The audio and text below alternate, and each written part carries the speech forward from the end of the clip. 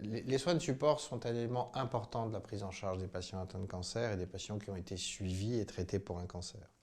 Le terme d'ailleurs de soins de support dérive de l'anglais et veut bien dire ce qu'il est en théorie, c'est-à-dire soutenir et venir soutenir dans un euh,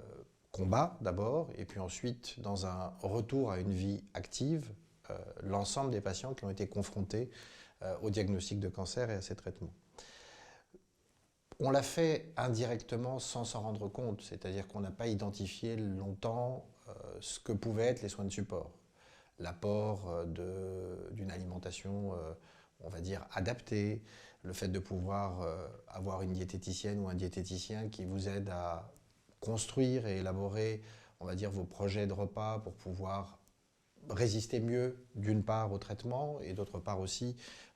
mieux repartir dans la vie quand vous avez fait malheureusement une pause forcée à cause des traitements. Mais il y a aussi tout ce qui est activité physique, que ce soit la kinésithérapie ou que ce soit d'autres formes d'activité, l'ostéopathie ou le sport tout simplement. Et puis, il y a une composante qui était intégrée dans nos établissements de santé, qui sont tout simplement le soutien social. Hein.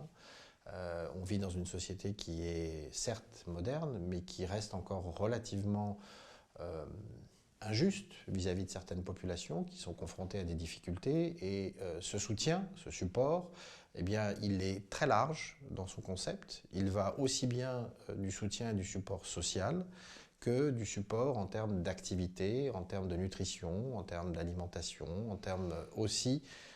parfois de soutien psychologique, bien évidemment, qui est fondamental et qui, encore une fois, était déjà intégré dans nos parcours de soins pour les patients qu'on prend en charge, mais qui n'était pas formalisé. La formalisation a apporté un élément important. Elle a permis tout d'abord d'identifier ce qu'on a appelé, et ce qui a été d'ailleurs soutenu hein, par les institutions et par les gouvernements, c'est-à-dire le panier socle, ce qui était considéré comme indispensable en termes de soutien, à pouvoir offrir à l'ensemble des patients qui sont amenés à être traités contre un cancer, pour un cancer, pardon. Et puis, au-delà du panier socle, ça a aussi ouvert la perspective vers tout ce qui n'est pas encore compris dans ce panier socle et dans la capacité de remboursement par la société, et qui peut être soutenu et identifié comme apportant un plus dans ce parcours de soins. L'élément important, c'est que l'interaction entre les hôpitaux universitaires, les associations comme Étincelle, et les patients, bien évidemment, qui sont au cœur de cette action, amener aussi à se poser des questions légitimes, qui sont est-ce qu'on est capable d'identifier au sein de toute cette offre ce qui est utile, ce qui ne l'est peut-être pas, et de faire remonter progressivement ce qui est utile du fond vers quelque chose de plus visible, et pourquoi pas soutenu encore une fois par les pouvoirs publics et par notre système de santé et de la sécurité sociale. Je pense à l'art-thérapie, je pense à la musique, je pense à tout un certain nombre d'éléments qui sont associés à la méditation ou autre chose et qui progressivement, on en parle,